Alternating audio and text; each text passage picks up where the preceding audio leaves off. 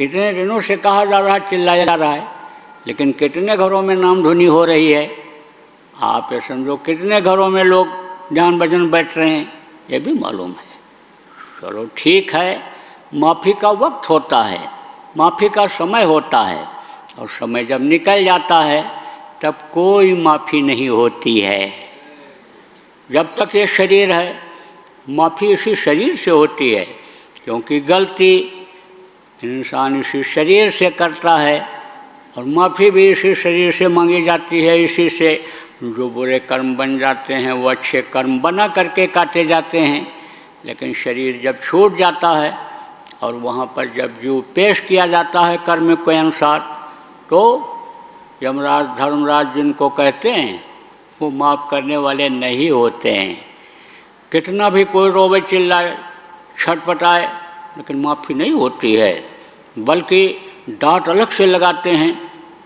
अब तुम माफ़ी मांग रहे हो, माफ़ी का वक्त तो तुम्हारे पास बहुत था। जब तुम मनुष्य शरीर में थे, अपने धन बल के घमंड में रह गए, मान प्रतिष्ठा पौरुष के घमंड में रह गए, अपनी विद्वता योग्यता के घमंड में रह गए, तो उस वक्त पर तुमने किसी की बात सुना नहीं, सत्संग में तुम गए नहीं, उस वक्त पर तुम संतों के पास गए नहीं, समर्थ गुरु की तुमने तलाश नहीं किया, उनके बताए रास्ते पर चले नहीं, तो अब तो तुमको माफ़ी नहीं होगी, अब तो तुमको सजा भोगनी ही पड़ेगी।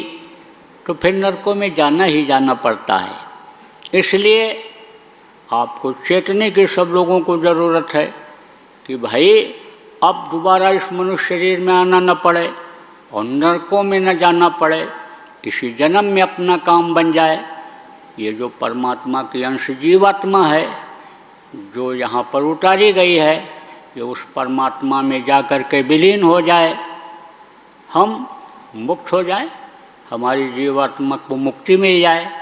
मुक्ति का मतलब यही होता है कि जहाँ से फिर वापस ना आना हो। जैसे मुर्दा को शमशान घाट पर ले जाते हैं, जहाँ मुक्ति धाम अन्य कहलाता है, तो वहाँ से मुर्दा को कोई वापस नहीं लाता है।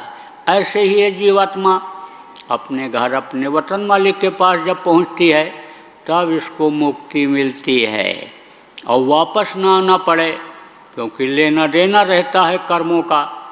एक दूसरे के साथ लेने देने के लिए ही परिवार में जुड़ते हैं।